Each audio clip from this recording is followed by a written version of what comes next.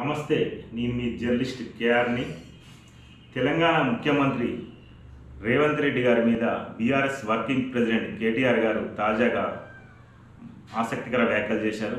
బుధవారం నాడు వికారాబాద్లో నిర్వహించిన ఓ సమావేశంలో కేటీఆర్ గారు మాట్లాడుతూ, పార్లమెంట్ ఎన్నికల తర్వాత మొట్టమొదటిగా బీజేపీలోకి జంప్ అయ్యే వ్యక్తి రేవంత్ రెడ్డి గారే అని ఆయన సంచలన వ్యాఖ్యలు చేశారు.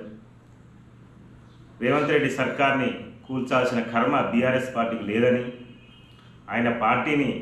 ఆయనని ముఖ్యమంత్రి పీఠం నుంచి గద్దెదించడానికి నల్గొండ, ఖమ్మం బాంబులే ఆయన పక్కన ఉన్నాయని ఆయన పరోక్షంగా మంత్రి పొంగులేటి శ్రీనివాసరెడ్డి గారిని, కోమటిరెడ్డి వెంకటరెడ్డి గారిని ఉద్దేశించి వ్యాఖ్యలు చేశారు. వాస్తవానికి వారి నుంచే ఆయనకి ప్రమాదం ఉందని, తమ పార్టీ నుంచి రేవంత్ రెడ్డి పీఠానికి ఎట్లాంటి ముప్పు లేదని, ఆయన పూర్తి కాలం పదవిలో ఉండాలని కోరుకుంటున్నట్లుగా కేటీఆర్ గారు వ్యాఖ్యానించారు. వాస్తవానికి ఎందుకు ఒక ముఖ్యమంత్రి పదవి అలంకరించిన తర్వాత రేవంత్ రెడ్డి గారి మీద ఇలాంటి వ్యాఖ్యలు పదే పదే చేయాల్సి, అటు బీఆర్ఎస్ కానీ ఇటు కొన్ని ప్రతిపక్షాలు కానీ రేవంత్ రెడ్డి పూర్తి కాలం పదవిలో ఉండరని చెప్పడం వెనుక ఉన్న మర్మం ఏంటిది, అసలు దాని వెనుక ఏ కారణాలు ఉన్నాయనేది రాష్ట్ర వ్యాప్తంగా తీవ్రంగా చర్చ నడుస్తుంది. ముఖ్యమంత్రిగా రేవంత్ రెడ్డి పదవి అధిష్ఠించిన తర్వాత కొద్ది రోజులకే బీఆర్ఎస్ పార్టీ నుంచి కొందరు నేతలు ఈ ప్రభుత్వం పూర్తికాలం పదవిలో ఉండదని, త్వరలో కూలిపోతుందంటూ చేసిన వ్యాఖ్యలు అప్పుడు సంచలనం సృష్టించాయి. అయితే బీఆర్ఎస్ పార్టీ నేతలు చేసిన వ్యాఖ్యలను ఉద్దేశించి ముఖ్యమంత్రి రేవంత్ రెడ్డి గారు చాలా సమావేశాల్లో పదే పదే ఇదే అంశాన్ని చెప్తూ వచ్చారు. తన ప్రభుత్వాన్ని కూల్చడానికి బీజేపీ, బీఆర్ఎస్ కుట్రపడినాయంటూ తనని బలహీనపరిచి వారు తనను ముఖ్యమంత్రి పీఠం నుంచి గద్దెదించడానికి ప్రయత్నిస్తున్నట్టుగా రేవంత్ రెడ్డి గారు ఆరోపించారు. ఒక ముఖ్యమంత్రి ఒక అంశాన్ని ప్రతి సమావేశంలో చర్చించడం వెనక ఇంత కొంత నిజమైతే అనే వాదన కూడా ఉంది. ముఖ్యమంత్రిగా రేవంత్ రెడ్డి ప్రభుత్వం పార్లమెంట్ ఎన్నికల తర్వాత కూలిపోతుందా, ఆయన ఆ పదవి నుంచి దిగిపోతారా అని భిన్న వాదనలు వినిపిస్తున్నాయి.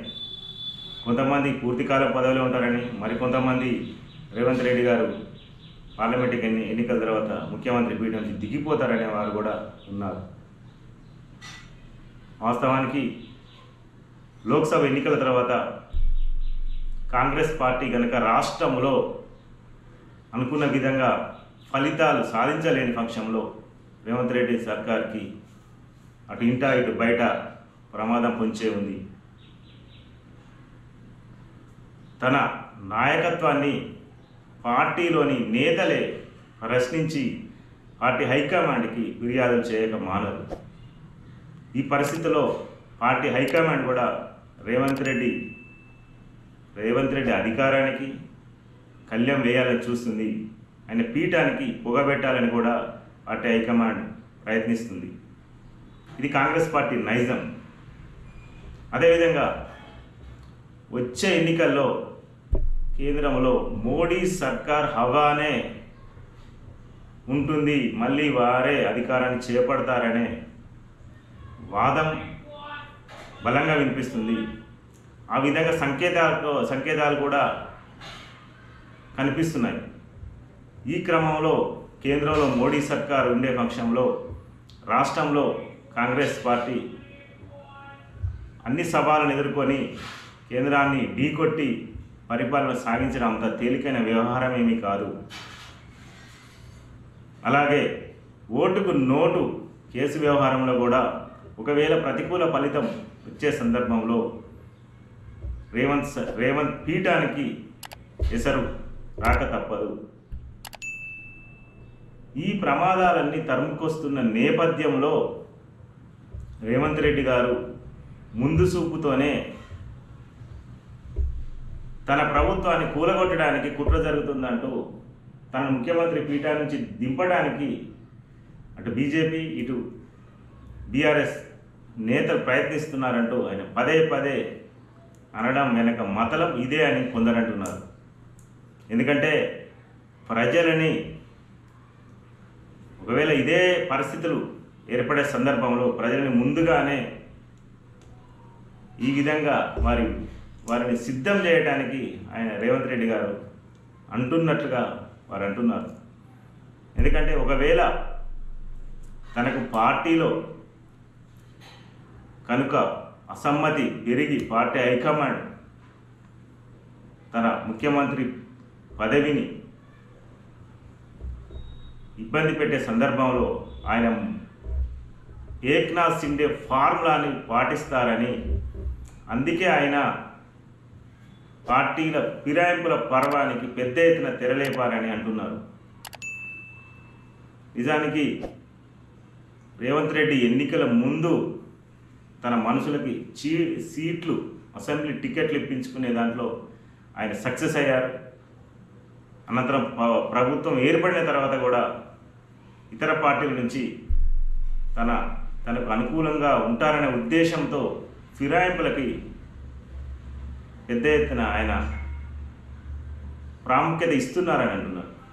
ఇవన్నీ ఎందుకంటే ఒకవేళ తనకు ఏదైనా సందర్భంలో రానున్న రోజుల్లో ఇబ్బందికర పరిణామం ఏర్పడే సందర్భంలో అవసరమైతే పార్టీ హైకమాండ్కి జలక్ ఇవ్వడానికి ఒక ముందు బాటని ఆయన వేసుకుంటున్నారని కొందరు రాజకీయ విశ్లేషకులు అంటున్నారు. అందుకే ఆయన పదే పదే తన ప్రభుత్వాన్ని కూలగొట్టాలని చూస్తున్నారని, ఒకవేళ తన పార్టీ నుంచి నన్ను తన పార్టీని టచ్ చేయాలని చూస్తే మేము గేట్లు తెరవాల్సి ఉంటుందని, గేట్లు తెరిస్తే మిగతా పార్టీలు ఖాళీ అవుతాయని, ఇలా రకరకాల వ్యాఖ్యానాలు ఆయన రేవంత్ రెడ్డి గారు వివిధ సందర్భాల్లో అంటూనే వస్తున్నారు. దాదాపు ప్రతి సమావేశంలో ఆయన పాల్గొనే ప్రతి సమావేశంలో సందర్భం కాకుండా ఇలాంటి వ్యాఖ్యలు చేయడం వెనుక ఉద్దేశం ముందు చూపుతోనే అంటున్నారు. ఎందుకంటే రేవంత్ రెడ్డి గారికి ఆ ప్రమాద హెచ్చరికలు ఎక్కడో ఒక చోట తనకు ఆ హెచ్చరికలు గుర్తు చేస్తున్నాయని, అందుకే అందిన అవకాశాన్ని ముఖ్యమంత్రి పీఠాన్ని ఎట్టి పరిస్థితుల్లో జారవిడ్చుకోరాదనే ఉద్దేశంతోనే ఆయన అటు బీజేపీతో కూడా సఖ్యత ఏర్పరచుకొని రాజకీయాలు చేస్తున్నారని ఆయన అభిమానులు కానీ కొంతమంది రాజకీయ పార్టీ నేతలు కానీ అంటున్నారు.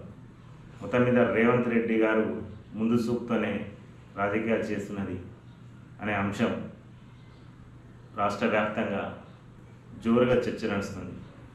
మరి ఈ పరిస్థితులు పార్లమెంట్ ఎన్నికల తర్వాత పరిస్థితులు ఏ విధంగా దారితీస్తాయో చూడాలి.